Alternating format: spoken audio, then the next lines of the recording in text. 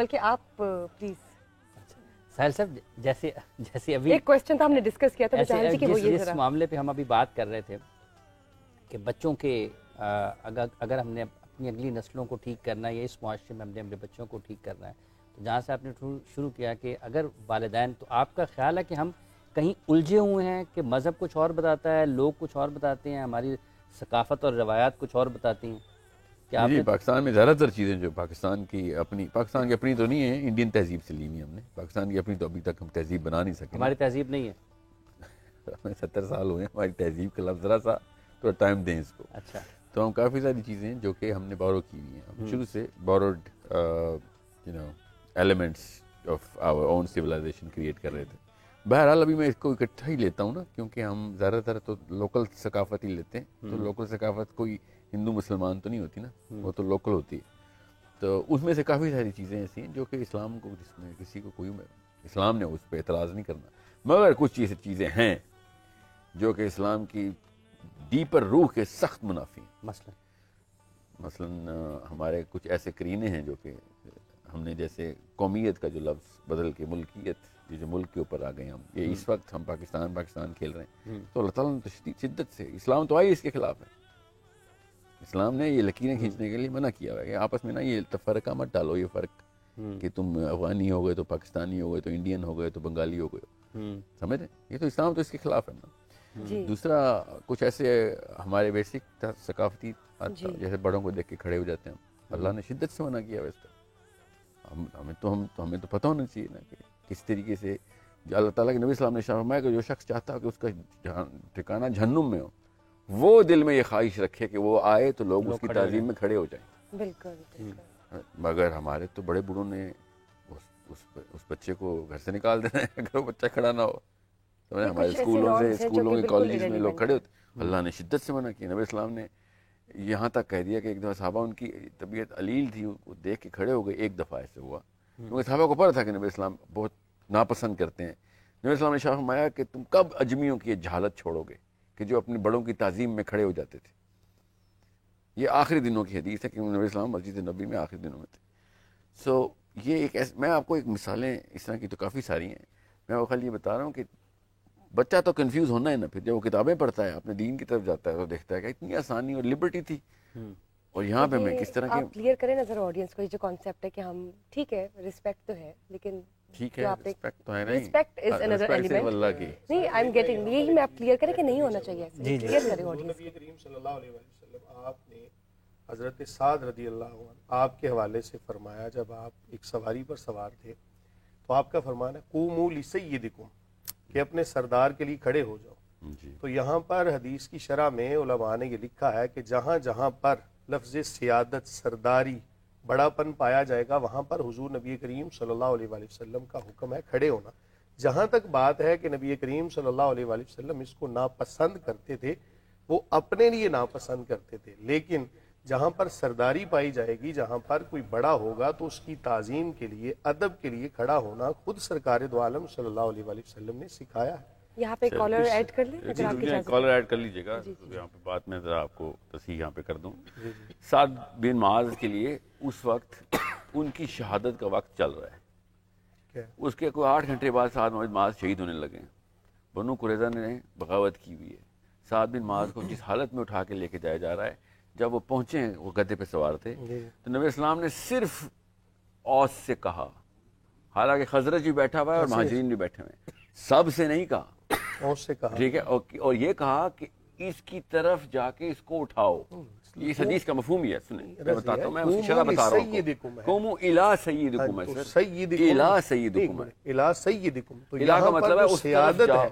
یہاں پر جو لفظ سیادت ہے، جہاں پر سرداری ہے، میں بتاتا ہوں. کریم آقا علیہ السلام کا فرمان تو واضح ہے. آپ اس کو سب سے بڑا سردار تو ہمارا اپنا نبی ہے نا. بالکل ایسے ہی. تو جب انہوں نے کہہ دیا کہ اجمیوں کی جہالت ہے کہ تم ایک سردار کے لیے کھڑے ہو، اجمیوں کی جہالت ہے. دیکھیں جس وقت کے اندر نا، میں آپ کو پہلے 7 دن ماس کا بتا دوں، جس وقت کے اندر لوگوں کے اندر یہ چیز پائی جا رہی تھی، ابھی شرک کا خدشہ تھا، تو نبی کریم صلی اللہ علیہ وآلہ وسلم نے اس سے منع فرمایا کہ لوگ کسی کی تعظیم اس حد تک نہ کریں کہ کہیں شرک تک پہنچ جائیں. لیکن جب شرک کا مسئلہ ختم ہو گیا میں آپ کی تو بات سرکار سمجھ دو گیا عالم ہوں. صلی اللہ علیہ وسلم نے فرمایا قوموا لسیدکم، اپنے سردار کے لیے کھڑے ہو جاؤ. سر آج صرف کوئی ایک دفعہ شاگرد- ایسا واقعہ ہوا ہے. دوسری دفعہ حضرت امیر معاویہ نے اپنے جب وہ گورنر شام تھے وہ آئے ہیں، عمر بن العاص کھڑے ہوئے ہیں اور حضرت طلحہ نہیں کھڑے ہوئے. حضرت امیر معاویہ نے کہا کہ اس نے ٹھیک کہا، یہ بیٹھا رہا ٹھیک کیا، تم کیوں کھڑے ہوئے حالانکہ نبی اسلام نے منع کیا ہوا ہے. وہ بھی تو سردار گورنر تھے نا اس وقت. صحیح بات ہے، صحیح بات. یہ میرا حضرت ایک امیر بہت ضروری ہے. صاحب صاحب یہ اضافی ذمہ داری آتی ہے پھر. نہیں مجھے کانٹیکٹ نہیں پتا چلا. ایک لائیو کال لے لیں. میں بتاتا ہوں. السلام علیکم. وعلیکم السلام. جی نام بتائیں، کیا نام ہے آپ کا؟ سیالکوٹ سے. جی. میرا سوال ہے ساحل صاحب سے.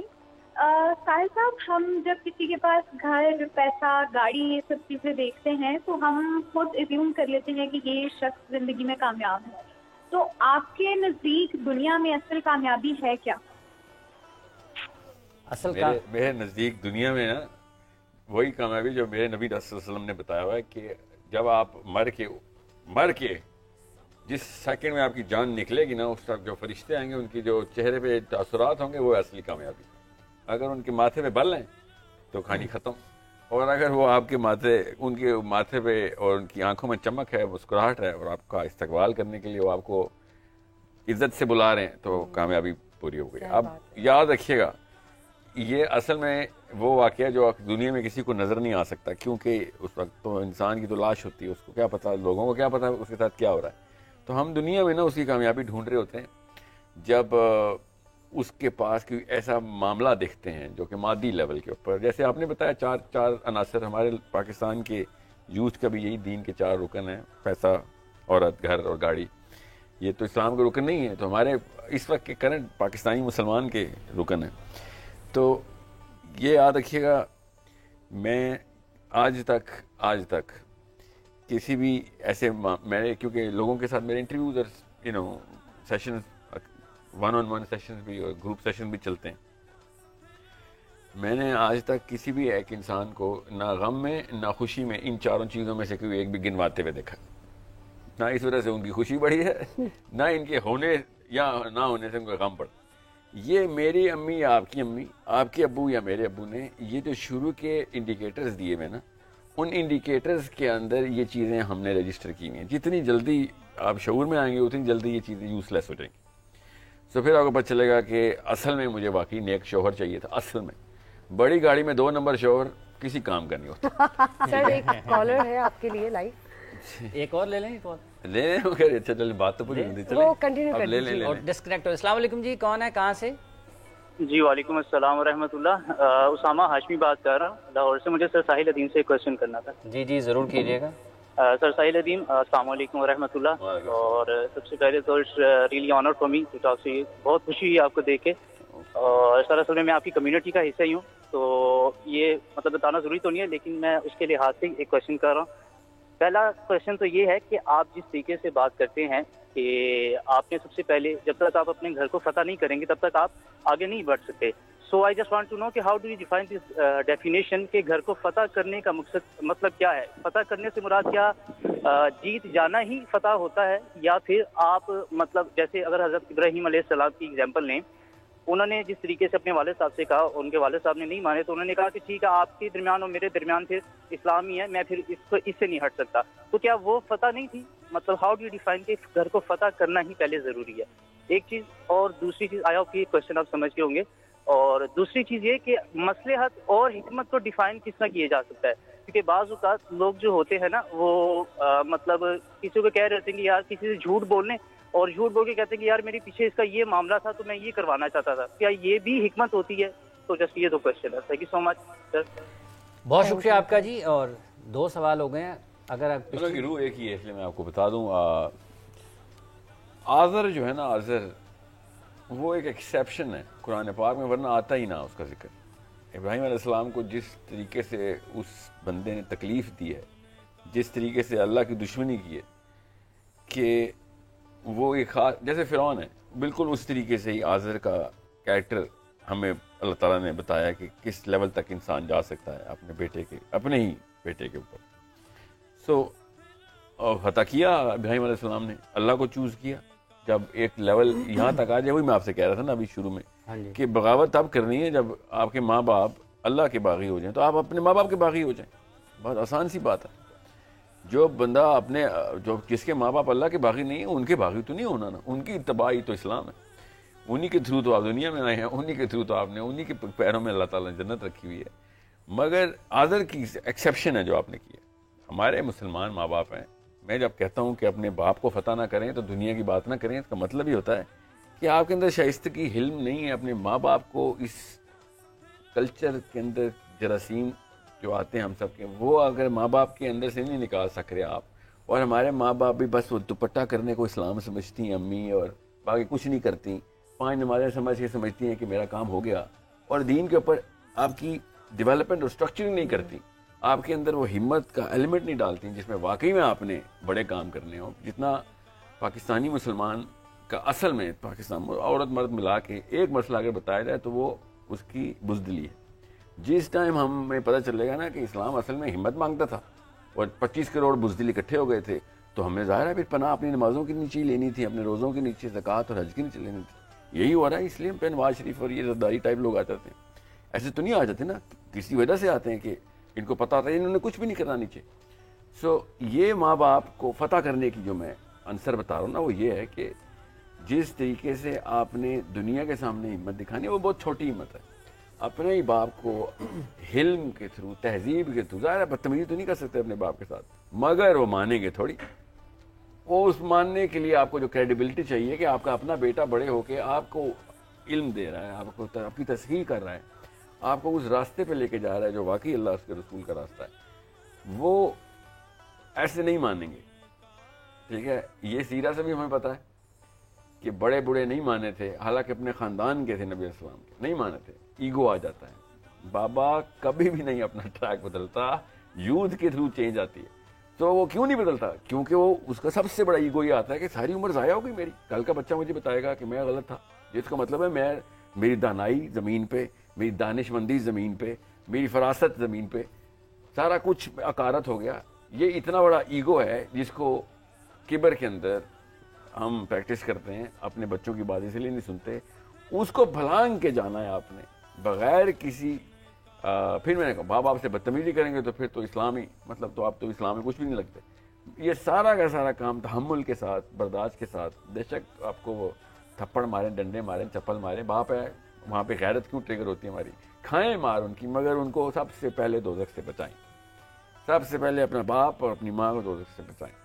اور وہ کیسے بچائیں؟ تاکہ ان کو صحیح حق کی طرف لے کے آئیں, اور ان کو بتائیں کہ جسٹ بیکاز آپ کہتے تھے کہ نواز شریف یا زرداری یا جو بھی, اس کا یہ مطلب نہیں ہے کہ ان میں سے ہی چوز کرنا ہے. میرے پاس بہت بڑی چوائس تھی, اس کا نام محمد بن عبداللہ صلی اللہ علیہ وسلم. ان کے ٹریک کے اوپر میں چیک کروں گا, چاہے آپ غلط ہوں, چاہے یہ غلط ہوں, چاہے میں غلط ہوں, اسٹینڈ سے لے کے اور ان تک ہی پہنچانا میرا اصل میں مقصد ہے. یہ ہے باپ کو فتح کرنے کی 1 2 3 اسٹریٹجی. اب اس کے لیے کیا ہوگا؟ اللہ کی قسم خون نکلے گا, سب سے زیادہ خون پسینہ اسلام نکالتا ہے آپ کا. جہاں پہ آسانی ہو سمجھ لیں کہ معاملہ کچھ شیطانی ہو رہا ہے. اسلام سب سے ٹف ٹریک ہے. اگر شافعی رحمۃ اللہ نے کہا کہ اگر تمہارا راستہ ہموار ہے تو سمجھ لو کہ راستہ اسلام کا نہیں ہے. یہ ہو ہی نہیں سکتا کہ آپ اللہ کی راہ میں چلیں اور آپ کو مسئلے نہ آئیں. سو یہ ہمارے دیکھیں ہمارے کلچر میں وہ ہندوؤں سے سیکھا ہے نا, گیتا سے آیا ہوا ہے کہ جب ہمیں مسئلہ آتا ہے تو ہم سمجھتے ہیں اللہ کی طرف سے کوئی نشانی ہے, یہ کام نہ کریں. یہ ایگزیکٹ الٹ فلسفہ اسلام کا کہ اگر آپ اللہ کی راہ میں چلیں گے تو پھر تو روڑے آئیں گے. اس لیے میں نے آپ سے کہا تھا کہ ہمت چاہیے. سو پاکستانی امی جو پچھلی 2 نسلوں سے اور پاکستانی ابو جو پچھلی 2 نسلوں سے, وہ ہزار سال کی دعائیں کرتے ہیں. میرا بچہ 1000 سال کا, 1000 سال کی ماں جو دعا کرنے والی ماں ہوتا ہے اس کا بچہ بزدل پیدا ہونا ہی ہونا ہوتا ہے. کیونکہ 1000 سال زندہ رہنے کی ایک ہی ٹیکنیک ہے, چھپ کے زندہ رہو. نہ آپ کو بیماری لگے گی, نہ تیر, نہ گولی, نہ کوئی تلوار. چھپ کے رہیں گے تو 1000 سال زندہ رہیں گے. اور اگر آپ نے کچھ کام کرنے ہیں تو پھر تو جلدی مریں گے. پھر آپ ظاہر ہے پھر تو ہر بندہ آپ کے ساتھ معاملہ کرے گا. سو جن لوگوں نے, جو خاتون نے پہلا سوال کیا تھا نا, وہ کامیابی میں جو بتا رہا ہوں نا, جو آپ کو پتہ چلے انڈیکیٹر, وہ انڈیکیٹر ہوتے ہیں اس طرح کے جس میں مائیں دعا کرتی ہیں کہ یا اللہ میرے بچے کو جب بھی موت دینا آپ نبی کے سیرہ پہ موت دینا, سنت پہ موت دینا. اعلیٰ موت دینا, بے شک اعلیٰ زندگی نہ دینا. ٹھیک ہے, اگر اعلیٰ زندگی دی تو صرف میرے نبی کی سیرہ پہ اعلیٰ زندگی دینا. میرا نبی غریب, میرے صحابی, میرا علی غریب, میرا ابو بکر غریب, میرا عمر غریب, مگر ربنا آتنا فی الدنیا حسنہ کا مطلب ہم نے ارب ڈالر رکھا ہوا ہے. ان کو نہیں سمجھ آئی, ان کے لیے دعا قبول نہیں ہوئی. تو ربنا آتنا فی الدنیا حسنہ کا مطلب 82 ارب ڈالر نہیں ہے جو بل گیٹس کے پاس پڑے ہیں. اس کا مطلب یہ ہوتا ہے کہ میری بیوی مجھے دیکھے تو وہ کہے کہ اس سے زیادہ باعزت آدمی کوئی نہیں ہے میرے لیے دنیا.